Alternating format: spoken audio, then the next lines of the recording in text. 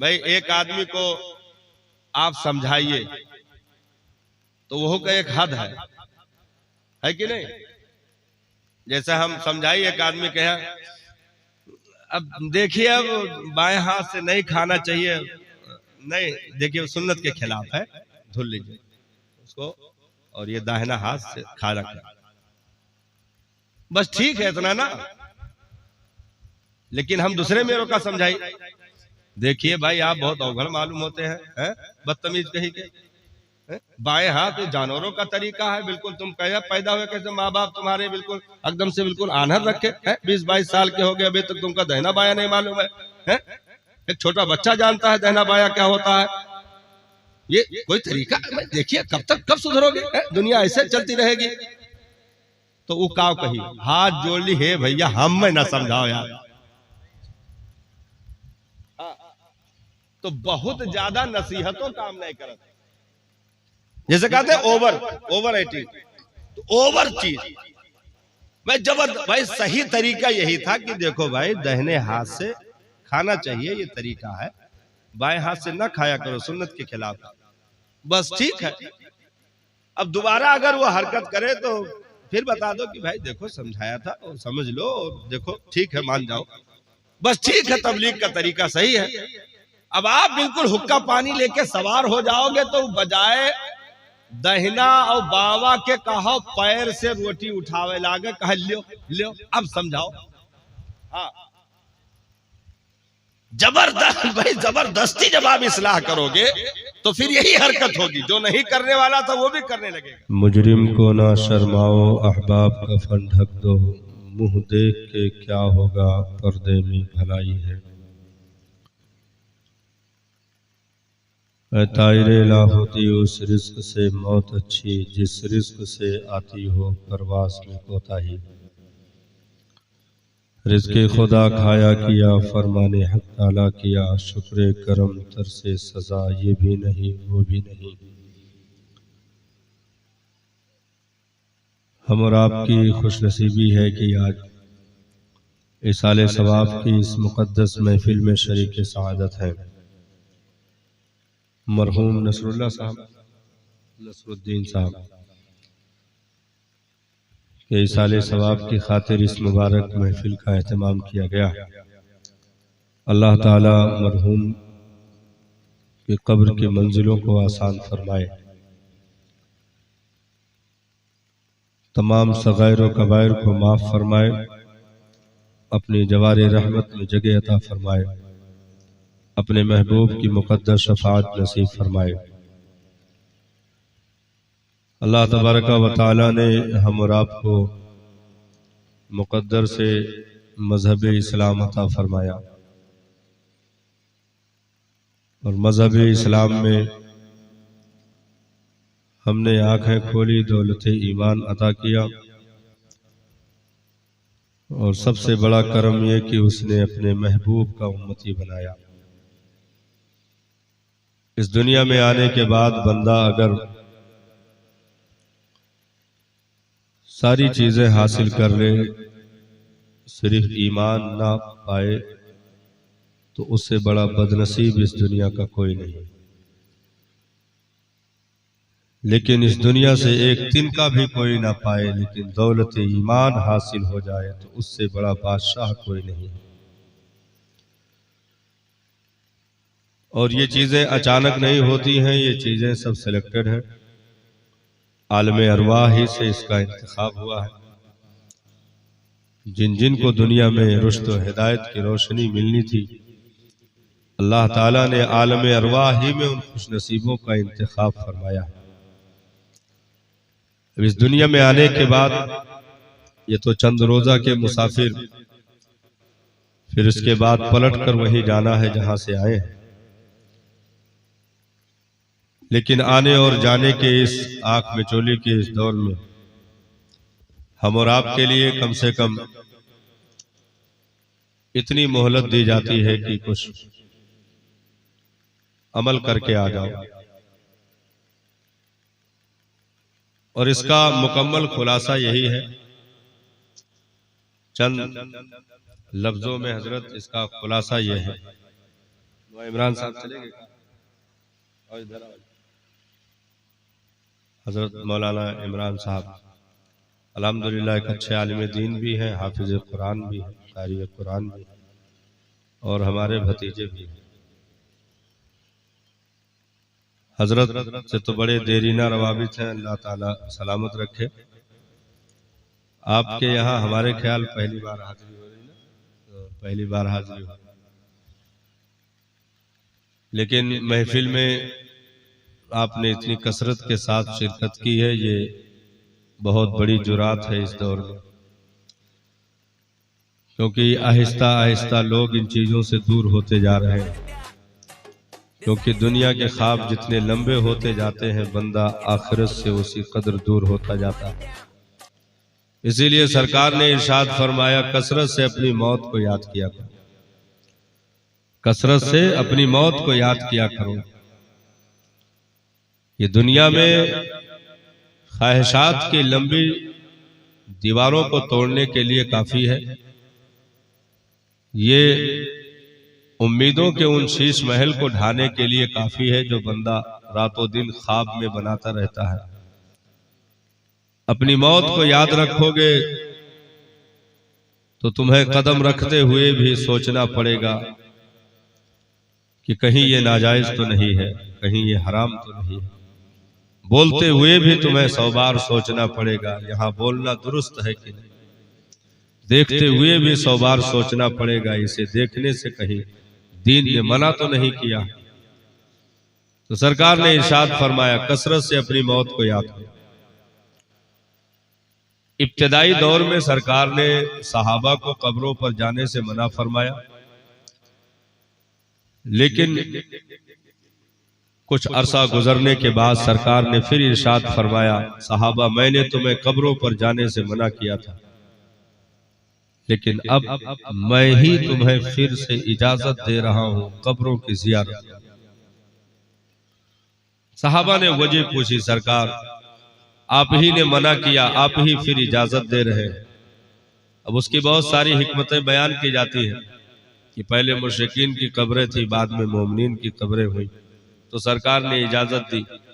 लेकिन यहां पर एक बहुत बारीक चीज हमें मिली।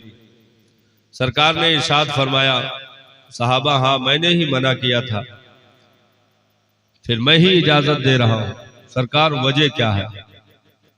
इरशाद फरमाया, ताकि तुम्हें आखिरत की याद आती है। कब्रिस्तान जाओगे, टूटे हुए पटरे, बैठी हुई कब्रें और धसी हुई मिट्टियां तुम्हें जरूर ये आवाज देंगी कि संभल जाओ, कुछ लम्हों के बाद तुम भी यही लुकमा बनने वाले हो। हजरत मौला अली कर्रमल्लाहु वजहुल करीम फरमाते हैं कि लोग मुस्कुरा रहे होते हैं, हालांकि उनके हिस्से का कफन बाजार में बिक रहा होता है। कब्रें कभी खोदी नहीं जाती बल्कि कब्रें खोली जाती हैं। सबकी कब्रें तैयार है। मुरूरे जमाना के साथ साथ उसमें कुछ मिट्टियां पड़ गई थी, जिससे वो खुदी हुई कोठरी बंद हो गई थी। अब फिर से उन मिट्टियों को निकाल करके उस कोठरी को वा किया जाता है और उसमें इस जस्ते खाकी को यानी मिट्टी के साथ इस मिट्टी को मिला दिया जाता है। जिनके लिए हम कस्में खाते फिर रहे, जिनके लिए हम जायज नाजायज सब मिलाने के लिए तैयार हुए, जिनके लिए हमने न जाने कितने औकात अपने कीमती निकाल कर निचोड़ दिए, लेकिन जैसे ही ये जिस्म की गर्मी कम हुई, सगे घर वालों ने साहब चारपाई के नीचे का बिस्तर खींच लिया। हमारे नीचे जो चारपाई पे बिस्तर पड़े हुए थे, सगे लोगों ने खींच लिया। अब नर्म गद्दा इसे ना देना, तकिया इसे ना देना, इसे चादर की जरूरत नहीं, महंगे कंबल की जरूरत नहीं, एसी कमरों की जरूरत नहीं। चारपाई पर पड़े हुए बिस्तर को खींच लिया, तकिया उठाकर अलग कर दिया। हद तो ये हो गई कि कैंची लेकर के आए और इस बदन के कपड़े को भी काट कर नोच कर फेंक दिया। मैंने कहा, इस कदर बेवफाई मैंने 70 साल तुम्हें दे दिया, रातों को रात भी न जाना, दिन की कड़ी धूप में भी हमने मशक्कतें तुम्हारे लिए उठाई। ऊंची मंजिलों तक चढ़ करके मैंने तुम्हारे लिए मजदूरी की। एक एक दिन के इकट्ठा करके एक हौसला बनाया, एक चमन तैयार किया, उसमें हमने तुमको आबादी दी। आज इस कदर बेवफा निकले कि चंद लम्हे भी रोकने के लिए तैयार न हुए। ये बेवफा दुनिया के उसूल है साहब। आज तक किसी भी अजीज को चाहकर कोई रोक ना सका, क्योंकि ये जिस्म की हरारत जब तक बाकी है दुनिया वफा करने के लिए खड़ी है। लेकिन जैसे ही ये हरारत कमजोर पड़ी, फिर इन दोनों अंगूठों को धागों से बांध दिया जाएगा, नाक में रुई के फरेरे डाल दिए जाएंगे और बदन का कपड़ा नोच करके फेंक दिया जाएगा। न कलाई की घड़ी बाकी होगी, न पैर का जूता, न गले का चैन। बिल्कुल वैसे ही नंगा कर दिया जाएगा जैसे कि आया था। और फिर अपने सगे ही कहेंगे, जरा जल्दी करो नहीं तो लाश बदबू करने लगेगी। ले जाओ इसको यहां से। उठा करके कंधों की बारात से सरकता हुआ ये जनाजा कब्र की कोठरी में उतर जाता है। जिनके लिए हमने 60-70 साल बर्बाद किए थे साहब, मुट्ठियों में खाक लेकर यार आए वक्त मर्ग उम्र भर की दोस्ती का ये सिला देने लगे। 3 मुट्ठी मिट्टी से ज्यादा ये दुनिया हमें कुछ नहीं दे सकती है। लेकिन जिनसे हम बेवफाई करते रहे, जिनसे हम भागते रहे, बुजुर्गों ने कहा कफन में मुंह छुपाकर मिलने से क्या फायदा, काम वो करो साहब कि दुनिया कफन लपेट रही हो, तुम मुस्कुरा रहे हो कि मुलाकात की मंजिलें करीब आ रही। कम से कम इतनी वफा तो होनी चाहिए कि दुनिया जब हाथ खड़े कर दे, दुनिया बेवफाई के लिए बिल्कुल मुकम्मल तौर पर उतारू हो जाए और अपने सगे भी साथ छोड़ दे। एक बीवी भी कलाइयों को जमीन पर पटक कर चूड़ियों को बिखेर कर मांग के सिंदूर नोच करके बेवगी का सबूत दे दे और कहे ना तो मेरा शौहर रहा ना मैं तेरी बीवी रही। एक सगा बेटा भी हाथ खड़े कर दे और सगी औलादें भी पीछे हट जाएं। गांव के लोग, अहबाब, रिश्तेदार सब हाथ खड़े कर दे। ना वो महंगी मंजिलें रही, ना वो महंगी गाड़ियां, ना बैंक बैलेंस, ना वो महंगे लिबास, सब कुछ खींच लिया दुनिया ने। अरे वो तो 2 चादर जो बदन पे डाली जाती है वो हमारी जरूरत नहीं है साहब। जो बदन पे 2 चादर डाली जाती है वो हमारी जरूरत नहीं है, क्योंकि कब्र से उठेंगे तो वो भी उतार दी जाएगी। कब्र से उठेंगे तो वो भी उतर चुकी होगी। महशर में सब नंगे खड़े होंगे, ये चादरें भी साथ नहीं जाने वाली। ये तो सत्र पोशी का एक तरीका है जो शरीयत ने दे दिया कि इसे ढक करके ले जाना। नंगे ले जाने में बेहुरमती होगी तो वो कफन का एक तरीका, सुन्नत तरीका दे दिया गया। नहीं तो जरूरत हमारी नहीं थी, क्योंकि अगर जरूरत होती तो उसे साथ लेकर उठते। लेकिन कब्र में छूट जाने का मतलब ये है कि जरूरत किसी और चीज की थी, जरूरत किसी और चीज की थी। 2 चादरें लपेट करके दुनिया ने भेज दिया। महंगी गाड़ियां पीछे छूट गई, बैंक बैलेंस पीछे छूट गए, महंगी हवेलियां पीछे छूट गई, यार दोस्त, अहबाब, औलादे सब पीछे छूट गए। जिनसे अदावत करते रहे, जिनसे दुश्मनी करते रहे, कब्र की कोठरी में जबकि घुप अंधेरे थे, फिर उन्होंने करम की बदलियां बरसाई, करम के कतरों के छींटे अता किए और फिर उन्होंने खड़े होकर के कहा आजा मेरे प्यारे, दुनिया ने बेसहारा छोड़ दिया तो क्या हुआ, तेरा नबी तुझे सहारा देने के लिए मौजूद है। आज फूले ना समाएगे कफल में आसी, आज की रात है उस गुल से मुलाकात की रात। आज की रात है, लकीरें निकलते गए ताज़ीम मेरी, फिदा हो के तुझे पे ये इज्जत मिली है, फिदा हो के तुझे पे ये इज्जत मिली है। तो जिनसे हम दूर भागते रहे साहब, असल में वही खड़े नजर आए जिनके लिए हम मरते रहे सब बेवफा निकले।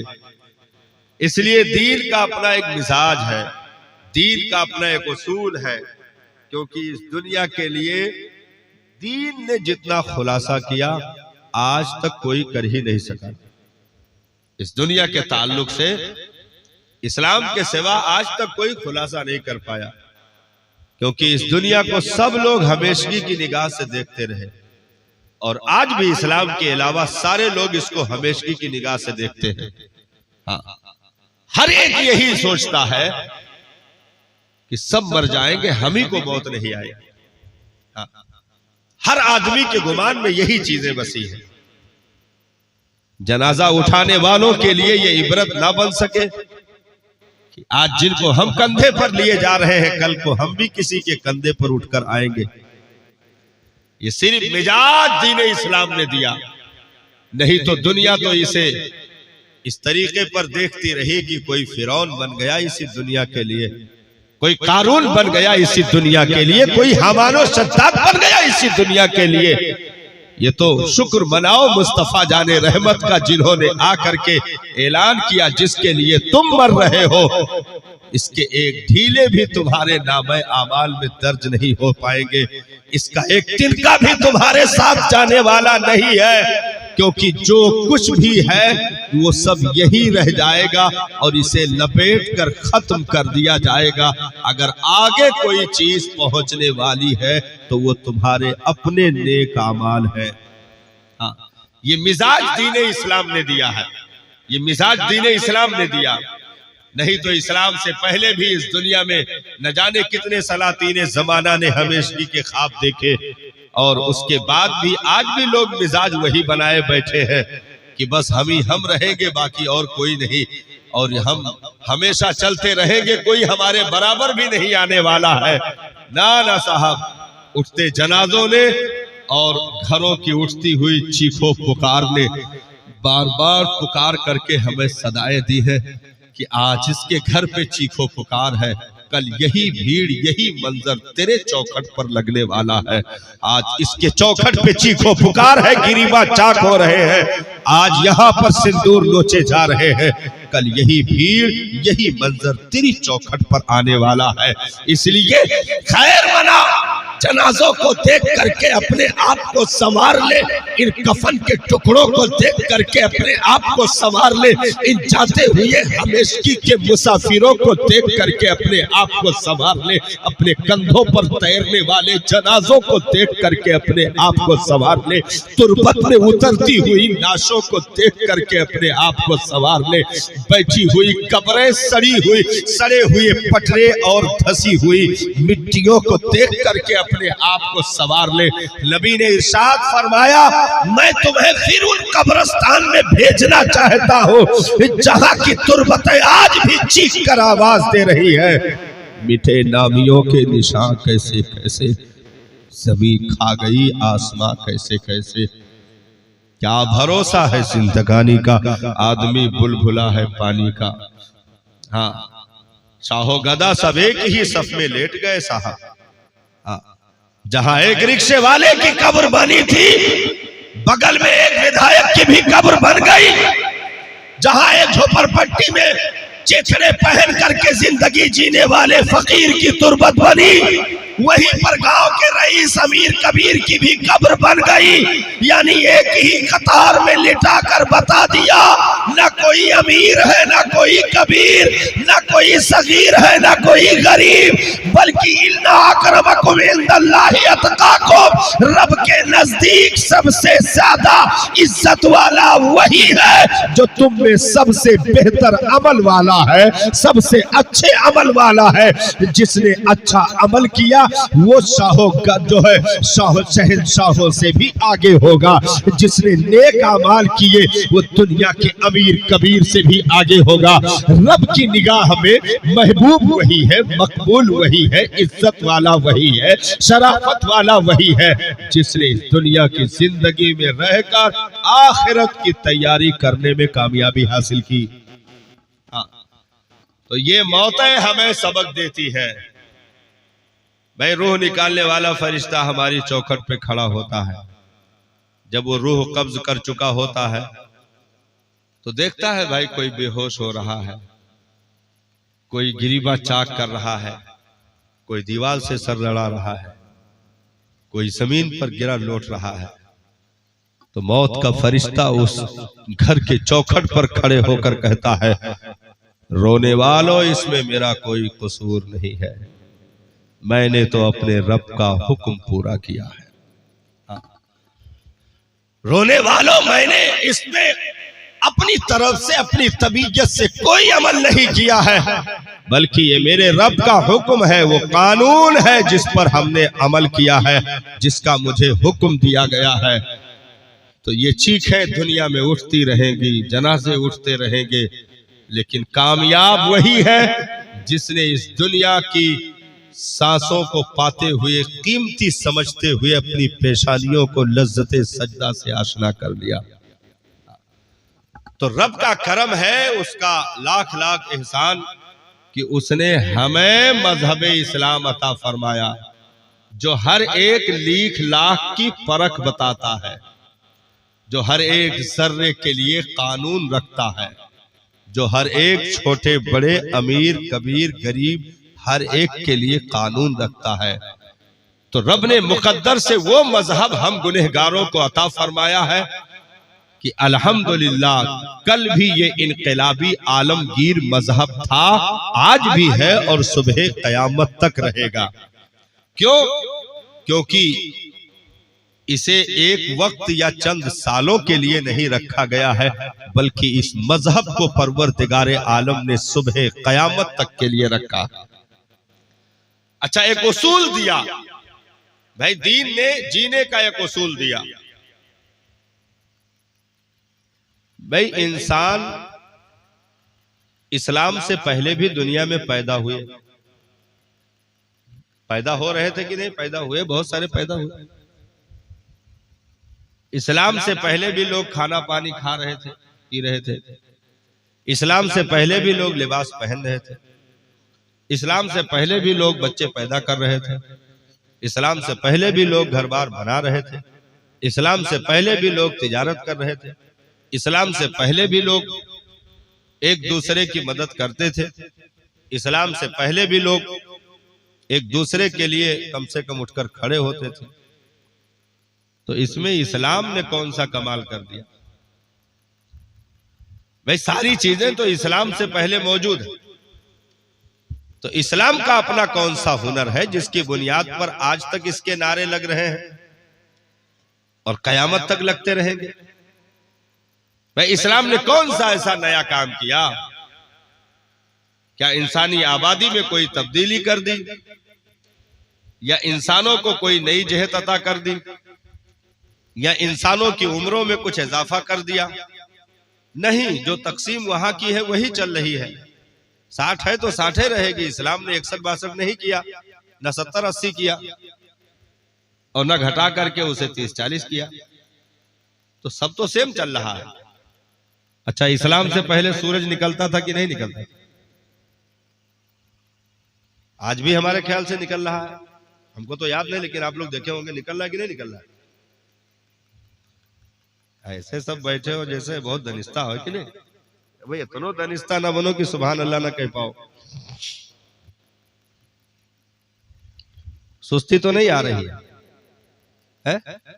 कुछ देर और बोल दे कि सलाम पढ़ा जाए है? अरे तो यह बोल दो कि हाँ बोलो, यह तो हौसले से बोल दो ना कि हाँ बोलो। भाई देखो, आधा एक घंटा आदमी केहू के सामने बतवात बतवात एकदम पसीना पसीना हो जाए और जबान उबान सुखा जाए, आधा घंटा के बाद वो आदमी कहे काव कहो तो मर जाए। हाँ, यह हाल तोरन का है। भाई कम से कम कुछ उधर से जवाब मिलना चाहिए ना कि हाँ भाई ठीक है, सुभान अल्लाह माशा अल्लाह। तो ये कम से कम इतना हौसला रखे महफिल में, ये महफिल की जिम्मेदारी है। जैसे स्टेज की जिम्मेदारी है कि आपको कुछ बताया जाए, तो महफिल की भी जिम्मेदारी है कि सुन करके कुछ जवाब दिया जाए, है कि नहीं? बोलो सुभान अल्लाह। तो इस्लाम से पहले भी सूरज और चांद निकलते थे, इस्लाम के बाद भी निकल रहे हैं। इस्लाम ने कौन सा कमाल कर दिया? इस्लाम से पहले भी इंसान पैदा होते थे, आज भी पैदा हो रहे हैं। इस्लाम ने कौन सा कमाल किया? इस्लाम से पहले भी औरत बच्चे मर्द बूढ़े जवान सब होते थे, अब भी हो रहे हैं। तो इस्लाम ने कौन सा कमाल कर दिया? इस्लाम की जरूरत क्यों पड़ी दुनिया को? इस्लाम की जरूरत दुनिया को क्यों पड़ी? भाई सारे नबियों ने 1,24,000 कमोबेश अंबिया ने इस दुनिया में काम किया, तो फिर नबी की जरूरत क्यों पड़ी? भाई हमारे सरकार की जरूरत क्यों पड़ी? बहुत सारी किताबें इस दुनिया में आई हैं, मशहूर में तो जो है तौरात इंजील ज़बूर भी है, दिगर साहिब भी है। तो वो सारी किताबें आ चुकी थी, फिर कुरान की जरूरत क्यों पड़ी? है नहीं? सवाल उठता है कि नहीं उठता है? भाई मजहब की जरूरत क्यों है? क्या जरूरत थी? तो सुनो, सारे अंबिया इस दुनिया में अपने अपने अदवार में तशरीफ लाते रहे, लेकिन मकसद उनके साथ कानून भेजना नहीं था। मकसद उनके साथ कानून भेजना नहीं था। अगर वक्ती तौर पर कुछ कवानीन दिखते हैं तो वो उसी उम्मत के लिए खास थे, वो उम्मत गई, कानून खत्म। वक्ती तौर के लिए कुछ किताबें और सहाइफ अगर दिखते हैं तो वो उम्मत के लिए, तो उम्मत गई, किताब उठा ली गई, सहाइफ उठा लिए गए, सिस्टम चला गया। अल्लाह तबारका व तआला ने सारे नबियों को कानून नहीं दिया। सारे नबियों को कानून नहीं दिया, क्योंकि सबको कानून देने का मतलब ये है कि चलाने वाले ज्यादा होंगे, चलने वाला कोई नहीं होगा। भाई जैसे हिंदुस्तान में यहाँ 500 प्रधानमंत्री हो जाए, का हाल हो? तुम तो ये हाल है, बताओ का हाल है? 500 प्रधानमंत्री, मतलब सभे कानून है, खाली बताओ चले वाला क्यों ना? तो दुनिया में अगर 1,24,000 कमोबेश नबियों को सिर्फ कानून के लिए भेजा जाता तो चलाने वाले ज्यादा होते, चलने वाले न होते। और दूसरी चीज यह है, जो चीज ज्यादा हो जाता है उसकी अहमियत कम हो जाती है, अहमियत भी कम हो जाती है। भाई एक आदमी को आप समझाइए तो वो का एक हद है कि नहीं? जैसे हम समझाइए, एक आदमी कहे अब देखिए अब बाएं हाथ से नहीं खाना चाहिए, नहीं देखिए सुन्नत के खिलाफ है, धुल लीजिए उसको और ये दाहिना हाथ से खा रखा, बस ठीक है इतना ना। लेकिन हम दूसरे मेरों का समझाइए, देखिए भाई आप बहुत अवघड़ मालूम होते हैं, बदतमीज कहीं के, बाएं हाथ जानवरों का तरीका है, बिल्कुल तुम कहे पैदा हुए कैसे माँ बाप तुम्हारे बिल्कुल एकदम से बिल्कुल आनहर रखे हैं, 20-22 साल के हो गए, अभी तक तुमका दहना बाया नहीं मालूम है? एक छोटा बच्चा जानता है दहना बाया क्या होता है? ये कोई तरीका? देखिए कब सुधरोगे? दुनिया ऐसे चलती रहेगी। तो वो काव कही, हाथ जोड़ ली, हे भैया हम में ना समझाओ यार। तो बहुत ज्यादा नसीहतों काम नहीं करत। जैसे कहते हैं ओवर ईटिंग, तो ओवर चीज भाई जबरदस्त। भाई सही तरीका यही था कि देखो भाई दाहिने हाथ से खाना चाहिए, ये तरीका है, बाएं हाथ से ना खाया करो, सुन्नत के खिलाफ, बस ठीक है। अब दोबारा अगर वो हरकत करे तो फिर बता दो कि भाई देखो समझाया था और समझ लो, और देखो ठीक है मान जाओ, बस ठीक है, तबलीग का तरीका सही है। अब आप बिल्कुल हुक्का पानी लेके सवार हो जाओगे तो बजाय दहिना और बावा के कहो पैर से रोटी उठावे लागे, कह लियो लियो, अब समझाओ। हाँ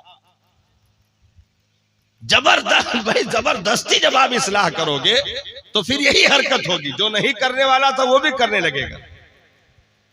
तो अल्लाह तबारका व तआला ने हजरत आदम से लेकर के ईसा तक कुछ पैगंबरों को किताबें अता फरमाई, सहायफ अता फरमाए, लेकिन वो मौजूदा उनकी कौमों के लिए उन्हें हमेशगी का कानून नहीं अता किया गया, न हमेशगी की किताबें अता की गई, क्योंकि सबको प्रचारक बनाया गया, असल जात महबूब की रखी गई।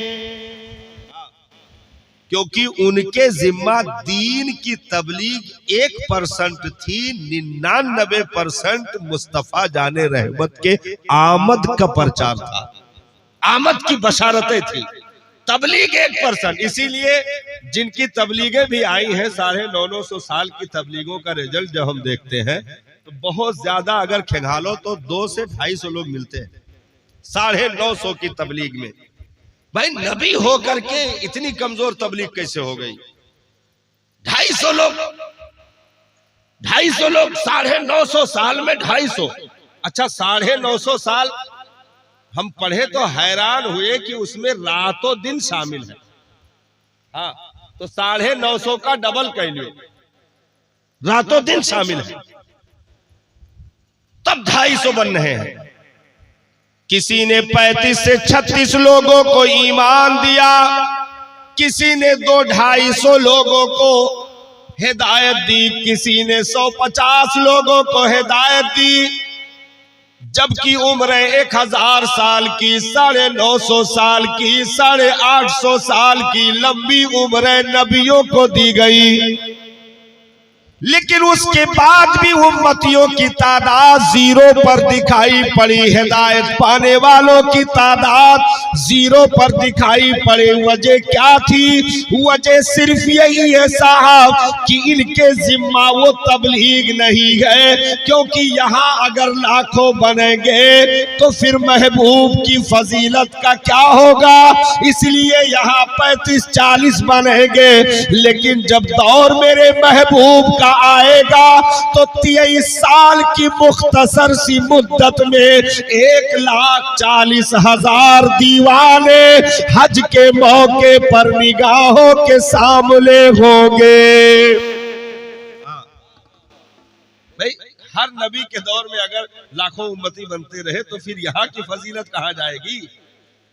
तो अल्लाह तबारका व तआला ने ओहदे तो सबको अता फरमाए, लेकिन महबूबियत सिर्फ एक जात को अता फरमाई। सारी फजीलतों का जामे सिर्फ अपने महबूब को रब ने बनाया। हाँ अब यह सुभान अल्लाह कहा चाहिए, कह दियो भाई सुभान अल्लाह, ये हमारे जाग बात कहा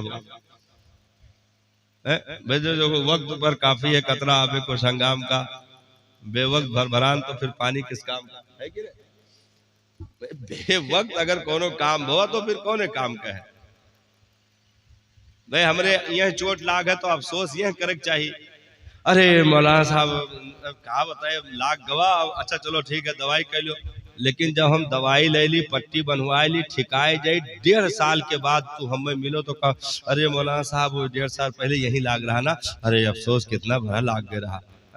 तो मौलाना का समझिए ये हमदर्दी हुई, 1.5 साल के बाद कह रहे हो कि कैसे लाग गया। एक साहब हमका मिले और तकरीबन मतलब वो जो खबर सुने थे हमारे ख्याल 1 महीने के ऊपर हो गया था।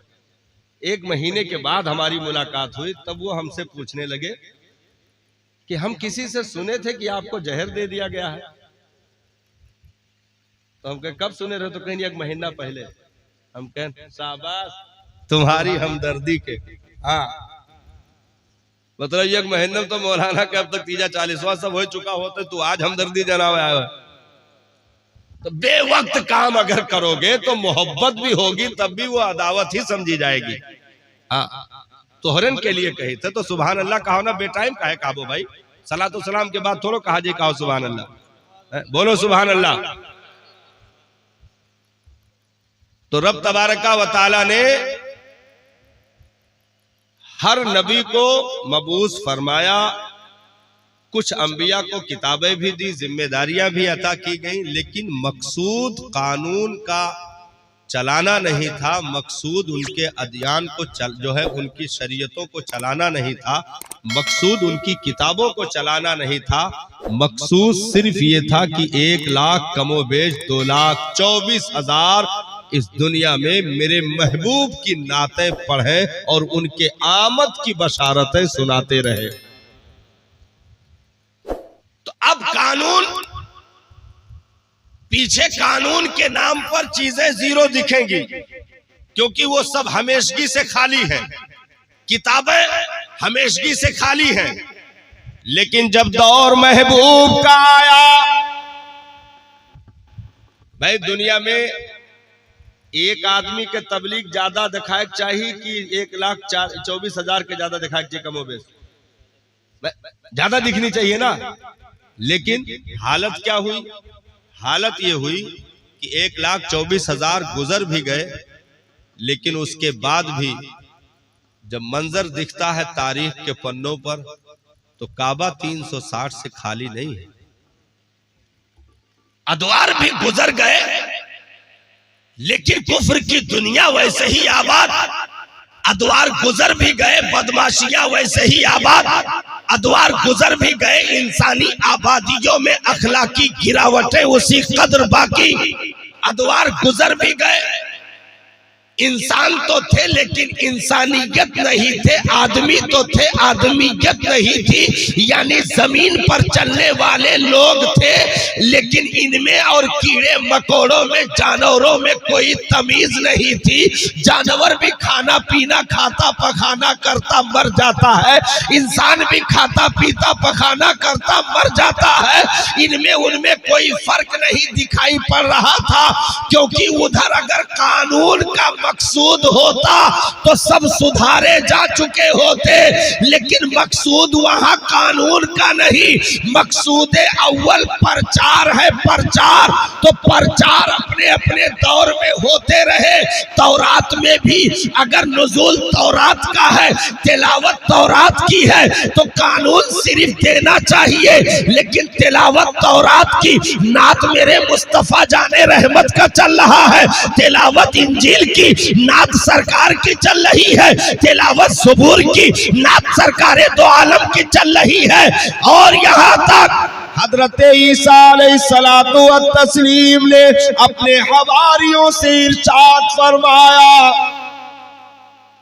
वो आने वाला आएगा, अनकरीब आएगा, जिसका नाम आसमानों पर अहमद, जमीन पर मोहम्मद होगा सल्लल्लाहु ताला अलैहि वसल्लम। हवारियों ने ताज्जुब में कहा, भाई हर उम्मती अपने नबी को सबसे बड़ा जानता है, जानना भी चाहिए। तो हवारियों ने ताज्जुब में सवाल कर लिया, सरकार वो कितना बड़ा, वो कैसी फजीलत वाला, जिसकी तारीफ मेरा नबी कर रहा। हाँ, जिनका नाम आप बता रहे हैं सरकार, क्या वो आपसे भी ज्यादा फजीलत रखने वाली जात, जिनकी तारीफ आप कर रहे हो? तो हजरत ईसा अलैहिस्सलाम ने इरशाद फरमाया, मेरे हवारियों कान खोल करके सुन लो, ये तो सिर्फ नाम का तज़किरा है। अगर इब्ने मरियम को उस आने वाली जात के पैरों में पड़ी ज्योति का तस्मा बांधना नसीब हो जाए तो अपने आप को मुकद्दर का सिकंदर समझे। आने वाली जात ऐसी मकबूल है, ऐसी बाफजीलत है, ऐसी अजीम साथ है वो कि अगर इब्ने मरियम को उसके जूते का तस्मा भी बांधना नसीब हो जाए तो फिर अपने आप को मुकद्दर का सिकंदर समझे। मेरे साथियों, वो आने वाली साथ अब मेरे बाद ही उनके आमद के डंके बजने वाले हैं। तो ये सारी चीजें मकसूद असली है अंबिया का नबी की नात और नबी के आमद की बशारत, क्योंकि कानून एक होगा, किताब एक होगी, दीन एक, शरीयत एक, किबला एक, पैगंबर सिर्फ एक, रब की जात भी एक, उम्मत भी एक। इसीलिए सारे नबियों को मुक्तदी कर दिया, क्योंकि शहनशाहियत सुबह कयामत तक सिर्फ एक की चलेगी, जिसे आमीना का लाल कहा जाए, जिसे अब्दुल्ला का लख्ते जिगर कहा जाए। सारी किताबों को मंसूख कर दिया, क्योंकि किताब कयामत तक एक चलेगी, जिसे कुरान कहा जाए, जिसे कलाम मजीद कहा जाए, जिसे कुरान हकीम कहा जाए। सारे अदियान के कवानीन मंसूख, क्योंकि सिर्फ दीन सुबह कयामत तक एक ही चलने वाला, जिसे इस्लाम कहा जाए, जिसे रब का पसंदीदा कहा जाए, जिसे पैगंबर का मंजूर नजर कहा जाए, जिसे सहाबा के जिगर का टुकड़ा कहा जाए, वो मजहब इस्लाम सुबह कयामत तक। तो सारे मज़ाहिब को मंसूख, इसलिए कि मजहब एक रहेगा, सारी किताबों को मंसूख, क्योंकि किताब एक रहेगी। सारे अंबिया को मुक्तदी बनाया, क्योंकि दूल्हा एक रहेगा, शहंशाह एक रहेगा, बादशाह एक रहेगा, हाकिम एक रहेगा, फरमारवा एक रहेगा, रिफार्मर एक रहेगा, राहबर एक रहेगा। पैगंबरियत जिस पर नाज करे वो पैगंबर है मेरा नबी, नबूवत जिस पर नाज करे वो नबी है मेरा नबी, रिसालत जिस पर फख्र करे वो रसूल है मेरा नबी, महबूबियत जिस पर रक्स करे वो महबूब है मेरा नबी। यानी सारे अंबिया की जमातें सर झुकाकर नियत बांध कर जहां खड़ी हो, वो इक्तिदा है आमीना के लाल का, और जो मुसल्ले इमामत पर खड़ा हो वो मुक्तदा है मुस्तफा जाने रहमत।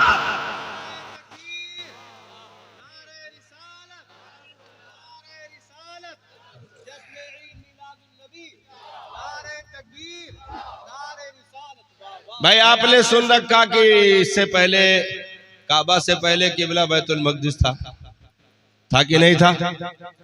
थोड़े लोग तो रहो ना, हुआ बताओ ना, था कि नहीं था? सब लोग कहते हैं बैतुल मक़दिस किबला रहा है कि नहीं रहा है? अच्छा, बैतुल मक़दिस किसका किबला था बताओ? तोरे गांव प्रधान का यस मुस्कुरात हो, तोरे गांव प्रधान के है प्रधान जी है कि नहीं? गए कहूं? अच्छा है। एक जन से पूछिन तू क्या करे उम्मत में हो, तो कहीं प्रधान जी के, तो कहीं सारी जरूर, कहीं जैन चुपार ना हो, मजाक करत हो, प्रधान के उम्मत में हो, तो कहीं भाई अब देखो सारी जरूरत प्रधान पूरा करत है, रोड नाली खड़ंजा को नहीं देख रेख करत है, आनी पानी राशन पारन को नहीं सब देखत है, तो वो नहीं उम्मत में है हम क्या करी? तो भाई बैतुल मक़दिस किनका किबला था? हजरत इब्राहिम अलैहिस्सलाम का। किनका? हजरत इब्राहिम अलैहिस्सलाम का किबला बैतुल मक़दिस था कि नहीं था? मेरे सरकार जब तशरीफ लाए और जब कानून का दौर चला तो सरकार ने भी कुछ दिनों तक बैतुल मक़दिस की तरफ रुख करके नमाज पढ़ी कि नहीं पढ़ी? पढ़ी। लेकिन क्या बैतुल मक़दिस आज किबला है? नहीं है। अब वो किबले अव्वल के दर्जे में चला गया। किबला तो है लेकिन किबले अव्वल है। मतलब क्या है? मतलब यह है कि अब सिर्फ नाम है, हुक्म मंसूख है। अब सिर्फ नाम है, हुक्म मंसूख है। अब कोई भी माई का लाल पूरी दुनिया में अगर बैतुल मक़दिस की तरफ चेहरा करके नमाज पढ़ ले तो नमाज नहीं होगी, नमाज नहीं होगी। क्यों? क्योंकि हुक्म उठा लिया गया, हुक्म उठा लिया गया। भाई ये कलमा भी दुनिया में चला, ला इलाहा इल्लल्लाह आदम सफीउल्लाह, ये कलमा भी दुनिया में चला, ला इलाहा इल्लल्लाह ईसा रूहुल्लाह, ये कलमा भी दुनिया में चला, ला इलाहा इल्लल्लाह आज जो है हजरत नूह नजीउल्लाह, ये कलमा भी दुनिया में चला, ला इलाहा इल्लल्लाह मूसा कलीमुल्लाह, ये कलमा भी दुनिया में चला, ला इलाहा इल्लल्लाह इब्राहिम खलीलुल्लाह। चला कि नहीं चला? लेकिन आज अगर कोई पढ़े तो ईमान के खैरियत मनानी पड़ेगी, क्योंकि हुक्म उठा लिया गया, हुक्म मंसूख है। ऐसे ही किताब के भी अहकाम उठ गए, तमाम शरीयतों के भी अहकाम उठ गए, जो भी उस दौर के कवानीन थे सब उठा लिए गए।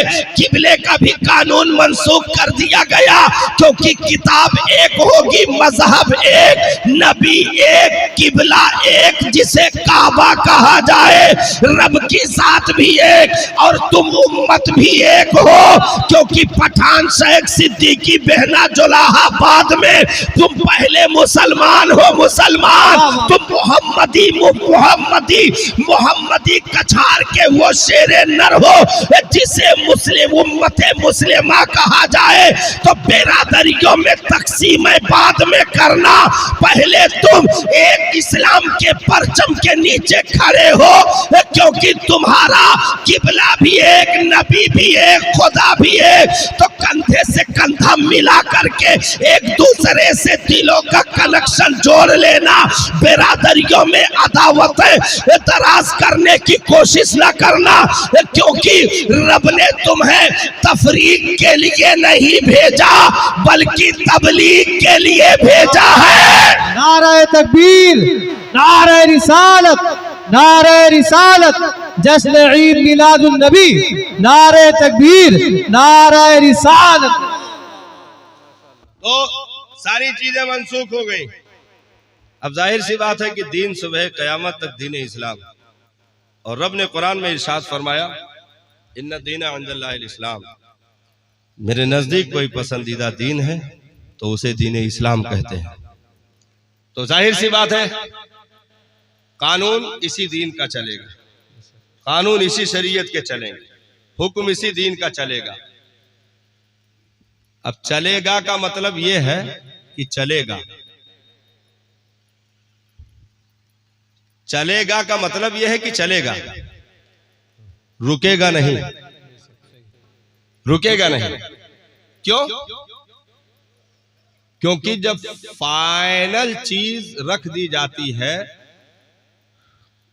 तो फिर अदना चीजों को राह नहीं दिए जाते। फाइनल, जैसे घर बनाओ तो फाइनल में क्या रखा तो है कुछ फाइनल में, अपने अपने हिसाब से सोचो। फाइनल में कुछ रखा जाता है ना कि उसके बाद अब कुछ नहीं। मतलब फाइनल में ये हुआ कि भाई रंग रोगन कर दिया, योपी पोपी और सीलिंग फॉर सीलिंग सारी चीजें सब करके कंप्लीट करके खुशबू अगरबत्ती सुलगाए के फाइनल में 1 किलो खुरमा और 21 रुपया चिरागी और मौलाना का घर में बैठाए के फातिहा हो गए, खत्म। अब क्यों आए कहा कि स्लेब डाल दियो तब सही बेमकसद। तो कहबो कि फातिहा हो गए, खुरमा तक बढ़ गए, घर बोझ हो गए, बोझ ना हो गए, घर तो बोझ है। तो मतलब सब फाइनल हो गया। क्योंकि फाइनल जब होता है जब बुनियादी चीजें कंप्लीट हो चुकी होती। तो अब इस्लाम कयामत तक चलेगा का मतलब यह है कि कंप्लीट है। अल-यौमा अकमलतु लकुम दीनुकुम व अतममतु अलैकुम निअमती व रदीतु लकुमुल इस्लाम दीना का ये तमगा बता रहा है कि दीन कंप्लीट है। तो अब कयामत तक चलना मतलब क्या? मतलब यह है कि परवरदिगार आलम ने इसे कंप्लीट किया, परवरदिगार आलम ही इसे कयामत तक चलाने वाला है। अब बीच में कोई आ करके कहे कि लाओ बुनियाद खोदो, थोड़ा सा 2-4 ईंट रख लिया जाए, तो बेकार।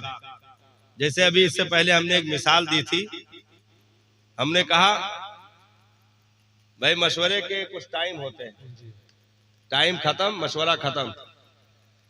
जैसे लड़के के बारात की तारीख रखी गई, शादी की तारीख रखी गई, उसके बाद कुछ रिश्तेदार कुछ करीबी लोग बैठे, मशवरा चल रहा है। हाँ भाई ला बताओ, ला है कापी कलम उठाओ उठाओ उठाओ, अरे वो ना चला था दूसरा उठाओ, लाओ लाओ लिखो कितना है, अरे है 150 लिखो, और का अरे लिख दो फलाने टेंट लिखो, कुर्सी 300 करो।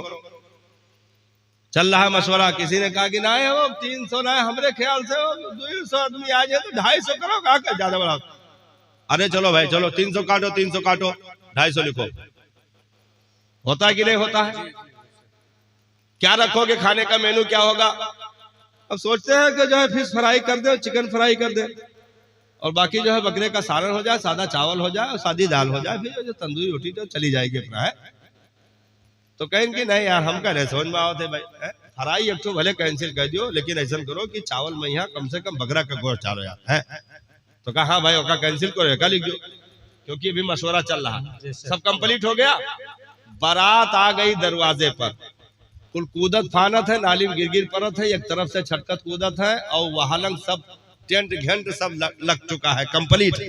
हाँ, और बाराती मतलब बिल्कुल पेप्सी पिए खरती फेचकुर निकरा आवत है, लोटे 3-3 किलोमीटर दूर तक लोटे हैं।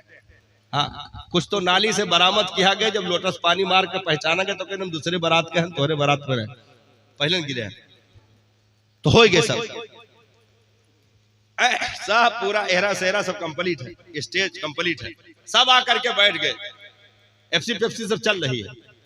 अब ओकरे बाद कोई आवा बीच में, यहाँ जिम्मेदार के कान में हजरत कही हमारे ख्याल से बावर्ची बदल दिया जाए।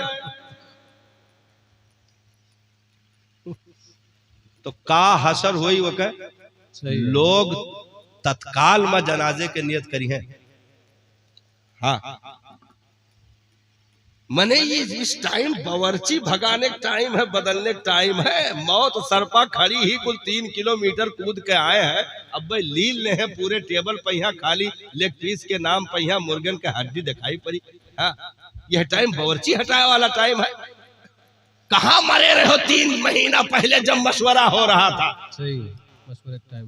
तो मशवरे का एक टाइम होता है, खत्म हो गया। अब मशवरा दोगे तो बेवकूफ कहे जाओगे।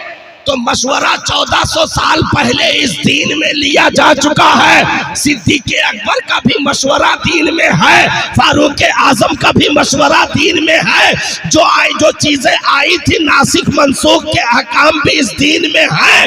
सारी चीजें हो चुकी। 1450 साल पहले मशवरा हुआ, कुछ चीजें आई, उसे मनसूख किया गया, दूसरे कानून को लागू किया गया।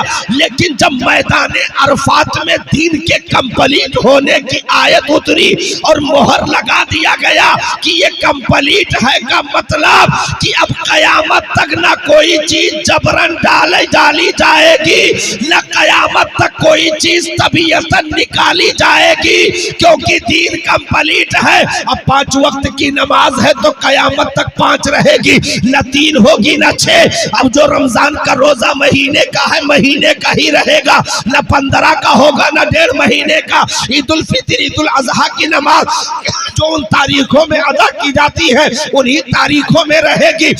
बकरीद की नमाज अब शव्वाल में नहीं पढ़ी जाएगी, शव्वाल की नमाज अब बकरीद में नहीं पढ़ी जाएगी। जो कानून बन गया हज अमीरों के लिए तो रहेगा, अब गरीबों के लिए वो कानून लागू नहीं होगा। मतलब सारे कानून लिखे गए, बना दिए गए, शरीयत कंप्लीट, दीन कंप्लीट, अहकाम कंप्लीट, कुरान कंप्लीट, कानून कंप्लीट, सारी चीजें कंप्लीट। अब आज के दौर में कोई बैठ करके मुंह में नकली माई घुसेड़ करके कहे आप क्या कहते हैं कुरान बदलना चाहिए, आप क्या कहते हैं शरीयत का ये कानून बदलना चाहिए कि नहीं। हमने कहा तेरी 7 पुश्तें भी जहन्नमी हो जाए तब भी इस्लाम का अलिफ भी बदल नहीं सकता, क्योंकि दीन कंप्लीट है। दुनिया मर सकती है, इस्लाम बदल नहीं सकती। नारे तकबीर, नारे तकबीर, नारे रिसालत, जश्न ईद मिलादुन नबी। तो अब मशवरे का टाइम खत्म है। बेशक आप तो टीवी डिबेट में बैठ के चूचू का मुरब्बा बना हमारे ख्याल से वाला जे हमके तो हमारे ख्याल से तोहरे मुंह में जूता हो चाहिए। तुम्हारा ख्याल देखा जाएगा। 50 ग्राम पेशाब करके पहन के जींस में यहाँ सुखाए बैठा हो तो हार ख्याल से का है? जिसको पाकी नापाकी की तमीज ना हो है? जिसको हलाल हराम की तमीज ना हो उसका ख्याल यहाँ देखा जाएगा। हमने कहा ख्याल ख्याल इस वक्त अगर कोई सिद्दीक भी आकर के बदलना चाहे तो दीन का कानून नहीं बदल सकता, हक है। कंप्लीट है मामला। कोई वक्त का गौस कुतुब वली अब्दाल भी आकर के तब्दील करना चाहे तब भी इस्लाम के कानून में जर्रा बराबर इधर उधर कोई मामला हो नहीं सकता, क्योंकि कंप्लीट है इस्लाम। तेरी नब्ज ना डूबेगी हश्र तक, तेरी रगों में खो है रवा 4 यार का। सुभान अल्लाह। बेशक अब जाहिर सी बात है कि ये सवाल की दुनिया को इस्लाम की जरूरत क्या है। तो सुनो, पिछला जो दौर गुजरा है वो कोई कंप्लीट दीन का नहीं, कोई शरीयत का नहीं, कोई कानून का नहीं। जितने भी अदवार पिछले गुजरे हैं वो इस मकसद के लिए गुजारे ही नहीं गए। नहीं तो मादअल्लाह ये कहा जाए कि रब ने भी मादअल्लाह उन्हें जिम्मेदारी दी और वो निभा नहीं पाए और सही दीन लागू नहीं कर पाए, फिर दूसरे को लाया गया। ऐसा नहीं है साहब। भाई रब अगर चाहे तो जर्रों से काम ले ले, अंबिया तो बहुत बड़ी फजीलत की बात हो गई है। मालूम है बगदाद में जब तातारियों का हमला हुआ, हर एक तरफ से जितने कलमा पढ़ने वाले थे सबको दबा कर दिया गया। दरियाए दजला का बंद तोड़ दिया गया, जिसके वजह से सैलाब बगदाद में आए। 1.25 लाख मुसलमानों की लाशें बगदाद के तहखानों से निकाली गई। यहां तक हुआ कि लोग पैसा देते थे और कहते थे तुझको 1000 रुपया हम दे देंगे, खाली एक मुसलमान का पता बता दे ताकि हम उसे मार सकें। ये भी दौर दुनिया ने देखा और उन्होंने अपनी दानिश्त में सारे मुसलमानों का कत्लेआम कर दिया। एक भी कलमा पढ़ने वाला इस जमीन पर उनकी दानिश्त में जिंदा नहीं था।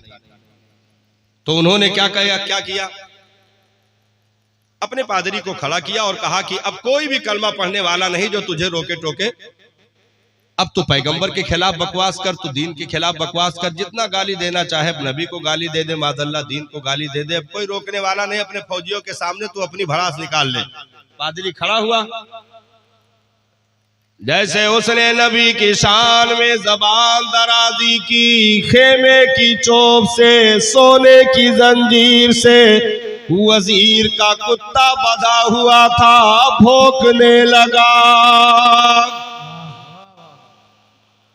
लोगों ने कहा लगता तेरी स्पीच से भौंक रहा है। तो उसने कहा कि नहीं, पालतू है। पालतू तो वाकई था लेकिन किसी और का था, वो लोग जान न सके। दूसरी बार उसने बकवास की, कुत्ता फिर भौंकने लगा। तीसरी बार बकवास की, उसने सोने की जंजीर तोड़ी, छलांग लगाई, पादरी के गले की नली पकड़ कर लटक गया। जब तक वो मर नहीं गया उसने छोड़ा नहीं। जैसे ही मर के वो जमीन पर गिरा, उस वक्त एजाज उसी बगदाद की जमीन पर देखा गया कि 40,000 तातारी फौजियों ने उसी बगदाद में इस्लाम का कलमा पढ़ लिया। 40,000 फौजियों ने इस्लाम का कलमा पढ़ा और फिर जो बगदाद से परचम इस्लाम उठा तो पूरी दुनिया में फिर से मुसलमान छा गया। डॉक्टर इकबाल ने बहुत पहले कहा था, तू न मिट जाएगा ईरान के मिट जाने से, तू न मिट जाएगा ईरान के मिट जाने से, नशे में को ताल्लुक नहीं पैमाने से, है आया यूरश तातार के अफसाने से, अरे पासबा मिल गए काबे को सनम खाने से। तो इस्लाम की फितरत में कुदरत ने लचक दी है, जितना ही दबाओगे ये उतना ही उभरेगा। तो सारे अदियान इस्लाम के आने के बाद मनसूख। अब दुनिया में कोई भी ईसाई नहीं हो सकता, अब दुनिया में कोई भी यहूदी मतलब हजरत मूसा का मानने का दावा करने वाला नहीं खड़ा हो सकता। अब कोई भी दुनिया में हजरत ईसा के मानने का दावा मतलब नबी के तौर पर, कलमे के तौर पर, दीन के तौर पर, अलग शरीयत के तौर पर मानने का दावा करने वाला खड़ा नहीं हो सकता, क्योंकि पूरी दुनिया में सिर्फ एक गालिब मजहब रखा गया जिसे मजहब इस्लाम कहा जाता है। हाँ, क्योंकि परवरदिगारे आलम ने इस मजहब में वो चीजें रख दी हैं कि इंसान को बाहर जाने की जरूरत नहीं हो सकती, बाहर जाने की जरूरत नहीं हो सकती। जैसे घर में एक तो छगड़ी बांधो, बांधो देखो छुटा ना जाए, छगड़ी बांधो, छगड़ी का काव काव चाहिए भाई, चोकर चाहिए, चूनी चाहिए, भूसी चाहिए, रोटी चाहिए, आटा चाहिए, मतलब जो खाई ले जाए खाई ले, बरसीन चाहिए, चरी चाहिए, घास पत्ता, गोभी पत्ता, आम पत्ता, हो गया काम भरे हो गया कि ना हो गया। मतलब ये सारी चीज तू घर में लाए कर रख दियो, चोकर के सारे अकसाम रख दियो, पत्ते के सारे अकसाम रख दियो, घास के सारे अकसाम रख दियो, और वका आंगन में यहाँ बढ़िया दे दियो आजादी की जोन खाए को खाए लियो। ऊ देवार फांद के जाए के दूसरे खेते में बरसीन चरे तो वकरे साथे कौन हश्र हुए चाहिए, वकरे साथे कौन हश्र हुए चाहिए, वकरे साथे यह हश्र हुए चाहिए कि यतना लबियदा मारो कि बिस्मिल्लाह अल्लाहु अकबर कहाई से पहले ठंडाए जाए। हश्र यही हो चाहिए कि जब सब कुछ अपने पास मौजूद है तो अगर गैरों में मुंह मारा तो फिर उसका हश्र खराब होगा, खराब। दीन इस्लाम ने पैर के नाखून से लेकर सर की चोटी तक मुकम्मल कानून जिंदगी, इंसानी जरूरतों की सारी चीजें, तबई चीजें, रूहानी चीजें, जिस्मानी चीजें, हर एक चीजें इस दीन में जमा कर दी। अब कोई जाकर किसी गैर के यहाँ दूसरी चीजें तलाश करे तो फिर उसे इस जमीन पर रेगने की इजाजत नहीं है, क्योंकि सब कुछ होते हुए तुमने दूसरी तरफ मुंह क्यों मारा। तो अब उसे गुनहगार नहीं बल्कि गद्दार कहा जाएगा। गद्दार कहा जाएगा। जैसे एक जन के नाम अभी मशहूर बहुत रहा, जल्दी हुआ करत है, कुछ दिन पर कुछ लोग मशहूर हुआ करत है, लेकिन कितने बदनसीब हैं जो दूसरे हिसाब से मशहूर होते हैं। हाँ भाई, मशहूर तो एक वकील भी होता है, मशहूर तो एक डॉक्टर भी होता है, लेकिन मशहूर एक तवायफ भी होती है। हाँ, लेकिन दोनों की शोहरतों में जमीन आसमान का फर्क है। वसीम रिजवी के ताल्लुक से सुने हो समय नाम सुने हो से? तो वह उसी के नाम पर हमने ये मिसाल दिया है कि जब सारी चीजें मौजूद हो और बकरी छलांग लगा दूसरी तरफ देखे तो उसका हश्र क्या होना चाहिए? यही होना चाहिए। दीने इस्लाम ने माँ की गोद से लेकर के कब्र की गोद तक मुकम्मल कानून जिंदगी अता फरमाई। और वो चीजें अता कर दी कि दुनिया में दूसरी जगहों पर आपको तलाश करने से भी मिलने वाली नहीं। हाँ, जैसे सरकार की बारगाह में कुछ कैदी बांध कर लाए गए, रस्सियों में जकड़ कर लाए गए। उनमें हातिम ताई की बेटी भी थी, हातिम ताई की बेटी भी थी। अब जाहिर सी बात है, कैदी है तो कैदियों की तरह सलूक होगा। सबको बांध कर लाया गया, औरतों को औरतों के घेरे में, मर्दों को मर्दों के घेरे में, सबको रखा गया अलग अलग। इतने में सरकार दो आलम सल्लल्लाहु ताला अलैहि वसल्लम की मुबारक निगाह पड़ गई कि एक बेटी का सर खुला हुआ गए, बाल दिख रहे गए। नबी ने अपनी चादर कंधे से उतारी और ले जा करके उसके सर पे डाल दिया। सहाबा कहने लगे, सरकार ये अपने ग्रुप की नहीं, ये तो कैदियों में गए। मेरे आका ने इरशाद फरमाया, सहाबा बेटी तो है किसी की भी हो, नंगे सर अच्छी नहीं लगती। हातिम ताई की बेटी को अपनी चादरें देने वाली साथ मुस्तफा जाने रहमत की ऐसे कानून दुनिया में ढूंढने से भी नहीं मिलते साहब। हाँ, जिन्हें मजहब के ताल्लुक से इल्म नहीं है वो सीखें। इसीलिए कहा गया है, नहीं जानते हो तो फसलू अहल ज़िक्र इन कुंतुम ला तालमून, जानने वालों से पूछ लिया करो, उलमा से करीब रहो, जानकारों से करीब रहो। नहीं जानते हो जानो, तुमने जो समझ लिया वही सही है, ये किसने बता दिया?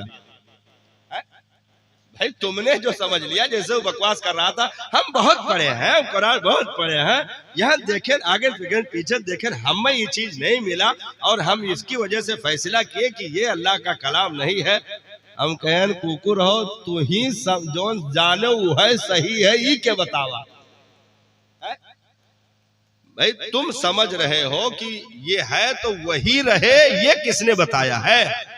ना ना, अरे कुरान तो उस बहरे ना पैदा कनार, उस गहरे समंदर का नाम है जहाँ बड़े बड़े मुहद्दिसीन भी गोता लगा कर निकले तो अपने आप को किनारे पर सीपियां चुनने वालों की तादाद में भी शुमार न किया और कहने लगे सारी उम्रों की इल्म एक तरफ, कुरान का एक हर्फ एक तरफ। का मुकाबला दुनिया नहीं कर सकती। आज तक कुरान का तर्जुमा नहीं हो पाया। हाँ, आज तक कुरान का तर्जुमा नहीं हो पाया सर। आप कहोगे कि मौलाना तर्जुमे तो मौजूद है, आप कहोगे ना कि तर्जुमे तो मौजूद है। कंजुल ईमान की सूरत में, मारिफे कुरान की सूरत में बहुत सारे तराजी में कुरान है, मार्केट में मिल रहे हैं, तो तर्जुमा तो हो गया। मैंने कहा कुरान का तर्जुमा ना हो सका साहब, क्योंकि कुरान कलाम इलाही है और कलाम इलाही से मकसूद रब्बानी क्या है ये कोई बंदा इस दुनिया में बयान नहीं कर सकता है। जो भी तर्जुमे हुए हैं वो आयतों के तर्जुमे हुए हैं। जाहिरी आयतों जो हमको दिख रही हैं वो जाहिरी अपने माना और मफाहिम के एतबार से क्या जाहिर कर रही हैं उसका इजहार हुआ है, उसका इजहार हुआ है। नहीं तो सही मानों में रब की मंशा क्या है ये रब जाने या उसका महबूब जाने, रब जाने या उसका महबूब जाने।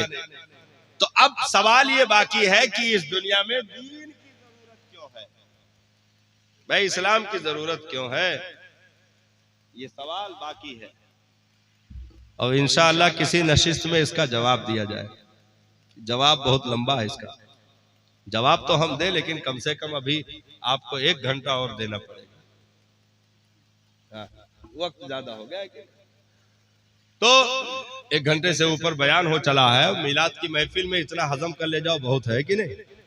हाँ, लेकिन फिर भी हम आपको दाद देंगे कि आपने यहां तक साथ निभाया है। देखिए, तफसीली जवाब तो उसका अलग है।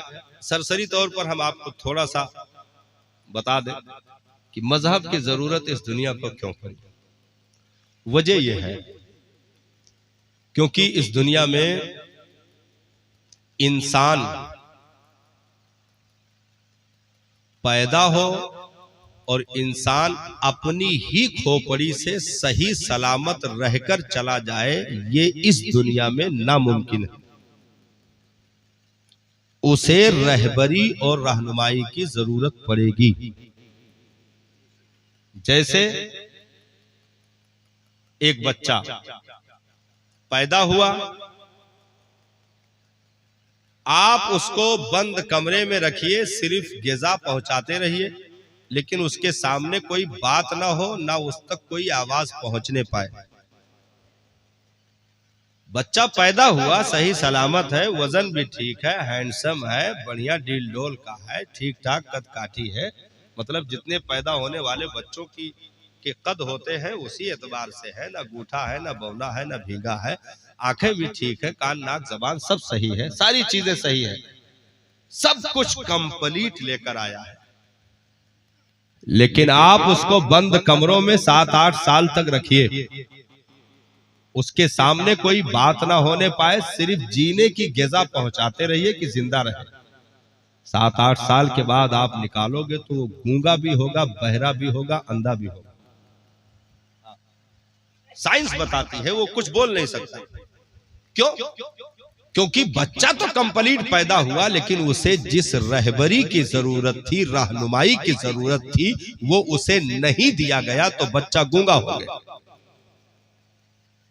ऐसा होगा कि नहीं होता है? हाँ, ऐसा होगा भी और होता भी है। क्यों? क्योंकि बच्चे का सही सलामत पैदा होना ही काफी नहीं है, बच्चे का कंप्लीट आना ही काफी नहीं है, बच्चे की आंखें जबान नाक कान का सही होना ही काफी नहीं है, बच्चे के हाथ पैर को जो है दुरुस्त होना ही काफी नहीं है, बल्कि उन चलते हुए पांव को बाप के पांव के ताकतों की जरूरत है, उन उठते हुए हाथों को बाप के मजबूत उंगलियों के सहारों की जरूरत है, उन जबानों को, माँ को अपनी जबान को तोतली जबानों में तब्दील कर लेने के बाद उसकी जबान में गुफ्तगू करके माँ को सिखाने और उस बच्चे के साथ एक औरत को बच्चा बन जाने की जरूरत है। उसके सामने एक बाप को अपने पंजों को जमीन पर, घुटनों को जमीन पर रख करके पंजों के बल रेंग करके बच्चा बन जाने की भी जरूरत है। यानी बचपन के लिबादे में जब तक जवानी ना उतरेगी, उस वक्त तक बचपन को शऊर नहीं आ सकता। तो बोलने का हुनर तुम्हें देना है, अगरचे कंप्लीट है, समझने का शऊर तुम्हें देना है, अगरचे कंप्लीट है, नाक कान के इस्तेमाल तुम्हें बताने हैं, अगरचे कंप्लीट है, यानी सारी चीजें तो दुरुस्त लेकर आया, लेकिन रहबरी न मिली तो गूंगा हो जाएगा। ऐसे ही पूरी दुनिया की जो भी मखलूक दुनिया में आएगी, इन मखलूक में जो अशरफुल मखलूकात है, जिन्हें इंसान कहा जाए, ये पैदा हुए, औरत भी मौजूद, मर्द भी मौजूद, जवान बूढ़े बच्चे भी मौजूद, आज़ा भी सही सलामत, कदकाठी भी दुरुस्त, कतें भी मौजूद, कुव्वतें भी मौजूद, सारी चीजें मौजूद तो है। लेकिन इन इंसानों की जमात को जब तक रहबरी न मिलेगी, उस वक्त तक इन्हें शऊर नहीं आ सकता। तो दुनिया के खाने पीने चलने बात करने के लिए दुनिया की रहबरी जरूरी है। जन्नत तक सफर करने के लिए पैगंबर के रहबरी की जरूरत है। दुनिया के खाने पीने लुकमों के रहबरी के लिए इंसानों की, माँ बाप की रहबरी की जरूरतें हैं, लेकिन यहाँ से कब्र से हश्र से दुखूले जन्नत, इतने लंबे सफर के लिए इन मुसाफिरों को ऐसे के रहबरी की जरूरत है जिसने पहले से जन्नत को देखा हो, जिसने पहले से पुलसिरात को देखा हो, जिसने पहले से मीज़ाने अमल हमद मकामे महमूद मकामे शफाअत कौसर के हौज को देखा हो, जिसने पहले से कब्र के मनाजिर को देख रखा हो, देखने की कुव्वत रखता हो, जिसने पहले से आखिरत के मनाजिर देख रखा हो, देखने की कुव्वत रखता हो। यानी दुनिया में तुम किसी इंसान की रहबरी लेकर के जन्नत तक नहीं पहुंच सकते, वही ले जाएगा जो पहले जा चुका हो, जो रास्ता देख चुका हो, जो रास्ता चल चुका हो। तो ऐसी निगाहों की जरूरत है जो तुमसे ज्यादा देखने की ताकत रखे, पूरी कायनात से ज्यादा कुव्वत रखे। ऐसे जबान की जरूरत है कि वो जबान जिसको सब गुन की गुंजी कहे, उसकी नाफिज हुकूमत पे लाखों सलाम। ऐसे समाअत की जरूरत है, दूरों नजदीक के सुनने वाले वो काने लाले करामत पे लाखों सलाम। ऐसे आंखों की जरूरत है, और कोई गैब क्या तुमसे नेहा हो भला, जब ना खुदा ही छुपा तुम पे करोड़ों दुरूद। ऐसी उंगलियों की शफकतों के उंगलियों की जरूरत है कि उंगलियां हैं फैज पर, टूटे हैं प्यासे झूमकर, नदियां पंजाबे रहमत की है जारी, वाह वाह। ऐसे कदमों के सहारों की जरूरत है कि जिसके तलवों का धोवन है आबे हयात, वो जाने मसीहा हमारा नबी। रहबरी की जरूरत है इस उम्मत को साहब। तो दुनिया में तुम किसी इंसान के पीछे चलकर आखिरत का सफर मुकम्मल नहीं कर सकते जब तक कि उस अजीम रिफार्मर, उस हादी का सहारा न मिले जिसने यहां से लेकर के रब के हुजूर तक दना फतदल्ला काबा कौसैन वदना के मनाजिर से गुजर चुका हो। माजागल बसरू वमा तगा, जिसके तमगे जिसको नियाज के तौर पर दिया जा चुका हो, एजाज के तौर पर अता किया जा चुका हो। ऐसी निगाहों की तुम्हें जरूरत है जो जमीन पर रह करके जमीन के नीचे भी देखती हो, जमीन पर बैठे लोहे महफूज के तहरीरों को पढ़ने का हुनर रखता हो, जो अर्श आज़म की बुलंदियों से ऊपर भी परवाज का हुनर रखता हो। ऐसे शाफ़े महशर की तुम्हें इक्तिदा की जरूरत है, उनकी इत्तिबा की जरूरत है। तो Europe, Paris, America, Africa, London, इन तमामी दुनिया के नंगे लुच्चे लफंगे मुल्कों की तुम्हें तहजीब को अपनाने की जरूरत नहीं है, क्योंकि इनकी तहजीबें तुम्हें जहन्नम तक ले जाएंगी, लेकिन मुस्तफ़ा की तहजीब तुम्हें जन्नत की खुशबू अता करेगी, जन्नत का रास्ता अता करेगी। तो अखलाक अगर अपनाना है तो दुनिया में किसी मुल्क या मुल्क वाले का नहीं, आमीना के लाल का किरदार अगर अपनाना है दुनिया के किसी मुल्क या मुल्क वाले का नहीं, आमीना के लाल का अगर तुम्हें किरदारों कैरेक्टर अपनाना है तो दुनिया के किसी दुनियादार के नहीं, बल्कि मुस्तफा जाने रहमत के अपनाने होंगे। क्योंकि वो जो बोले तो वही इलाही हो, जो बयां करे ताबीर इलाही हो, जो अता करे अताए इलाही हो, जो कह दे वो कबूलियत की सनद मुस्तफा जाने रहमत को दरबारे इलाही से मिल चुकी हो। इसलिए हमें ऐसे अता करने वाले नबी की जरूरत है कि जिनकी सुन्नतों पर चलने से दुनिया भी जन्नत बन रही हो, कब्र भी जन्नत के मंजर दे रही हो, और हश्र में भी हमारे इस्तकबाल हो रहे हो। इसलिए इस दुनिया की जिंदगी में कम से कम हमें अपने आप को संभाल के रखना होगा।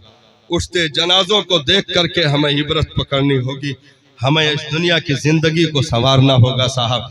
चंद पल के ये शाम और सवेरे के मनाजिर हैं, चंद पल इन सूरज के आंख में चोली को देखना नसीब होगा।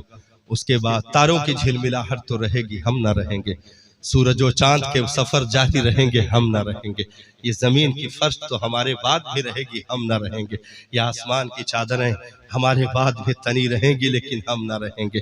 कम से कम इतना तो होना चाहिए यारा कि इस दुनिया से जाते हुए ये तो होना कि दुनिया पीछे रोती हुई रह जाए, हम उस भीड़ में से मुस्कुराते हुए निकल जाए।